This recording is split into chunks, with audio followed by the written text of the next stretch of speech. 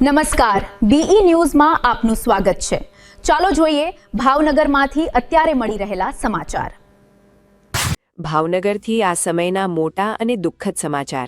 શહેરના કાળિયાબીડ વિસ્તારમાં આવેલી રાધેકૃષ્ણ હોસ્પિટલમાં ડોક્ટરની ગંભીર બેદરકારી સામે આવી છે। પ્રસૂતિ દરમિયાન માતા અને નવજાત શિશુ બંનેના કરુણ મોત નિપજ્યા છે।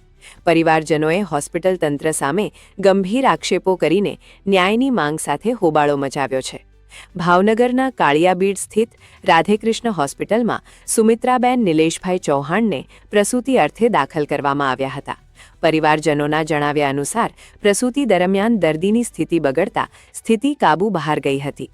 ત્યારબાદ તાત્કાલિક બજરંગદાસ હોસ્પિટલના તબીબોને બોલાવાયા હતા, પરંતુ ત્યાં સુધીમાં ઘણું મોડું થઈ ચૂક્યું હતું। તબીબોએ માતા અને નવજાત શિશુને મૃત જાહેર કર્યા હતા। બંને મૃતદેહોને પોસ્ટમોર્ટમ અર્થે ભાવનગરની સર ટી હોસ્પિટલ ખાતે ખસેડાયા છે। પરિવારજનોનો સીધો આક્ષેપ છે કે રાધેકૃષ્ણ હોસ્પિટલના ડોક્ટરોની બેદરકારીના લીધે જ માતા અને બાળકે જીવ ગુમાવ્યો છે। જ્યાં સુધી જવાબદાર ડોક્ટર સામે કાયદેસરની FIR નહીં નોંધાય અને કડક પગલાં નહીં લેવાય ત્યાં સુધી મૃતદેહ સ્વીકારવાનો પરિવારજનોએ સ્પષ્ટ ઇનકાર કર્યો છે। અને અમારા બેનને આપણે જે કાળિયાબીડમાં રાધેકૃષ્ણ હોસ્પિટલ છે જે ભગવતી સર્કલ પાસે ત્યાં દાખલ કર્યા હતા ડિલિવરી માટે। તો જે તે સમયે એ લોકોએ એવું કીધું વહેલા કે ભાઈ નોર્મલ ડિલિવરી થઈ જશે, નોર્મલ ડિલિવરી થઈ જશે। પછી એવું જે જલ્પાબેન ભટ્ટ કરીને ડોક્ટર છે એણે અને એ લોકોની ટીમે એવું કીધું કે નોર્મલ ડિલિવરી થઈ જશે। પછી હવે ઓચિંતાના એ લોકો એવું કહેવા માંડ્યા કે ભાઈ સિઝેરિયન કરવું પડશે અને અમારે જે આયુષ્યમાન કાર્ડ છે એની હિસાબે એ લોકોએ સિઝેરિયન નું ઓલું કર્યું હોય એવું અમને દેખાય છે।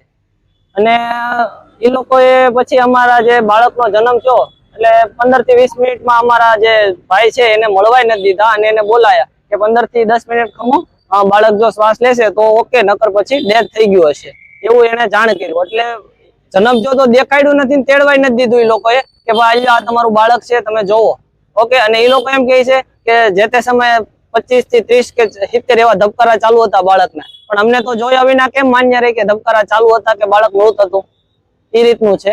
પછી બાળક ડેથ થઈ ગયું એટલે થોડોક સમય થયો એટલે અમારા આ બેનને બ્લીડિંગ થોડુંક વધારે થઈ ગયું ડિલિવરી ટાઈમે।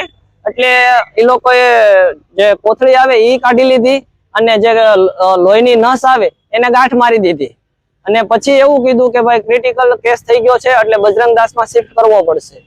એટલે અમે પછી ડિસિઝન લેતા હતા એ પહેલા તો એ લોકોએ બોલાવી લીધા બજરંગદાસ વાળાને અને બજરંગદાસ વાળા આયા એટલે એ લોકો લઈ ગયા। પછી અમે બજરંગદાસ હોસ્પિટલે ગયા સવારમાં આઈ થિંક 6:30-7 આજુબાજુ।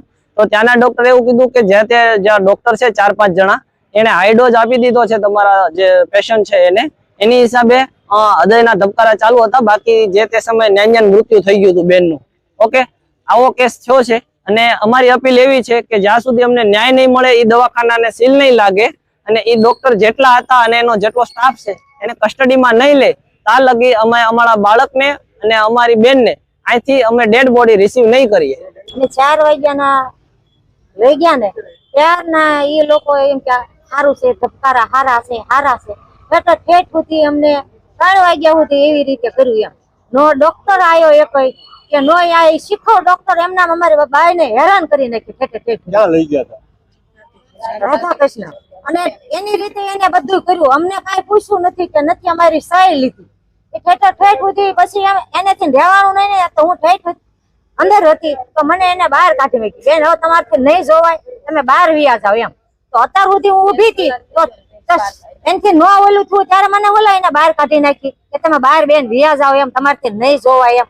ત્યારની તો હું ને આખર ઊભી હતી ત્યારે એમ કીધું કે જલમ થઈ જાય છે એમ, નોર્મલ છે એમ। પછી હું ન પડવા માંડ્યા, પછી 2 ભાન થઈ બહાર થઈ ગઈ મારી ત્યારે એને કીધું હવે આમાં સિઝેરિંગ કરવી પડશે। તો કયા એમના એટલું ખૂન પડે છે તો હકવીને લઈ ગયા એમ। ઓલી બાઈ છે મારી માથે આમ ડોકું નાખી ગઈ, હાલી એકતી નથી તો પછી એને ઓલું કંઈક લીધું અને પછી બેહાડી ત્યાં સુધી એમના હકવીને લઈ ગયા અને રાયડું પાડ અમારી બાઈને કટલી તો એને રાયડું પાડી અંદર બે ભાઈ હતા એક બેન હતા, વડકાન સણકા ખૂબ એને કર્યા તો અમારી બાઈ રોતી ગઈ સહન કરતી ગઈ, પણ તો છેલ્લે એને થયું ને કે હવે આ કેસ નથી હાલે એમ। પછી એને ફોન કરીને ધોડાધોડી કરવા માંડ્યા, બરોબર છે। અને બધું અમને પૂછ્યા વગરનું એને કર્યું. અમને એમય નથી એને કીધું કે દીકરો છે કે દીકરી છે. સિઝેરિંગ કરી નાખ્યું, કોથળી કાઢી નાખી. તો અમારે કાંઈ સહી માંગવાની નથી, અમારે કાંઈ સહી ન માંગવાની હોય એ લોકોને. સમગ્ર ઘટનાને પગલે પરિવારમાં ભારે શોક અને રોષનો માહોલ છે. હવે જોવાનું એ રહેશે કે તંત્ર આ ગંભીર બેદરકારી સામે શું કાયદેસરના પગલાં ભરે છે. વધુ સમાચાર અને અપડેટ માટે આપ જોતા રહો BE ન્યૂઝ. નમસ્કાર.